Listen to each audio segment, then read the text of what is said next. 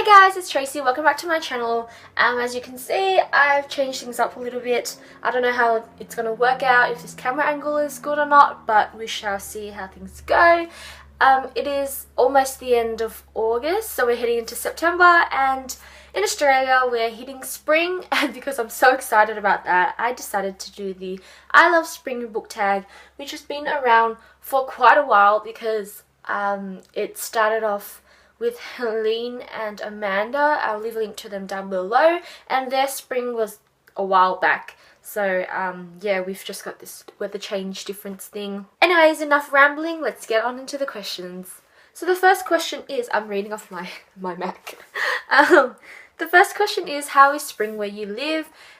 And it's really hard to describe Melbourne's weather in general because we always have different seasons in a day, and I think that's why people call Melbourne's weather bipolar. You can always have a really, foggy morning and then have a really sunny afternoon, or a really sort of warm morning and then heavily pouring rain in the evening.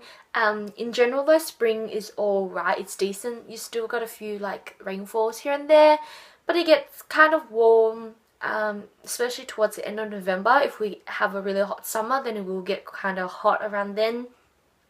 Hay fever kicks in like crazy, but I love it. Question number 2 is most anticipated book released this spring, and that would have to be The Retribution of Mara Dyer by Michelle Hodkin, and this is book 1. Oh, it's in the Mara Dyer trilogy, so this is book 1, The Unbecoming of Mara Dyer, and it's been pushed back for so long. I just want it now. It's coming out in November, so the last month of spring. The third question is, show us a book cover that makes you think of spring. This is a really hard one, but I think I'd have to go with The Legacy by Catherine Webb, and I think it's because it's so green and you've got like the lushness of the forest or whatever.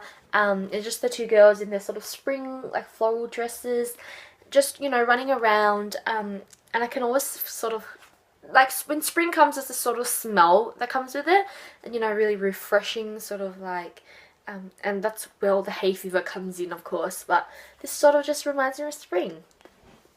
Next question is, where are you going to be reading this spring? And this is a weird question because I still have uni, so I still go to uni and stuff throughout spring. I'm definitely going to be reading a lot on the train. That's where I read most of the time because it takes me 45 minutes to get into uni and 45 minutes to get out. So that's where I spend a lot of my reading times. Otherwise, on my bed, anywhere really. Question number 5 is, find a cover with the sun on it, and this was the hardest thing in the world. Seriously. I found the closest thing, which is A Mad Wicked Folly by Sharon Biggs Waller, and basically it's just the sky. That's the closest thing that I could come up with that sort of represented the sun. I mean, look how beautiful the sky looks. That will do, won't it? Question number 6, what are your favourite spring reads? I'm not really a seasonal reader. I just read whatever I feel like reading. So I would not know how to answer this question.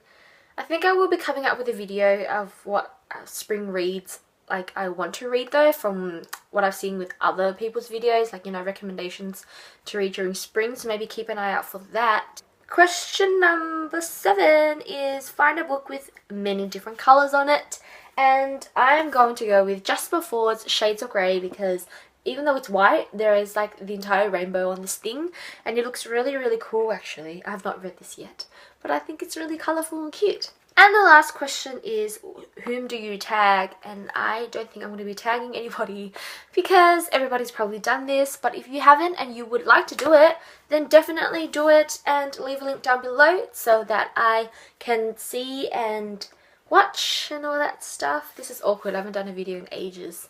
Yeah, I really apologise that I haven't been up to date with all this like YouTube stuff. Uni has been piling on its work and I am up to here with everything, so hopefully I can get back into the mojo of things. If you definitely want to see more updates and like frequent posts though, then check out my blog because I am on there a lot more. I post like 4 to 5 times a week basically, with reviews and everything, so I'll leave a link to it down below. Otherwise, I hope you guys have a great day and I'll see you guys next week. Bye!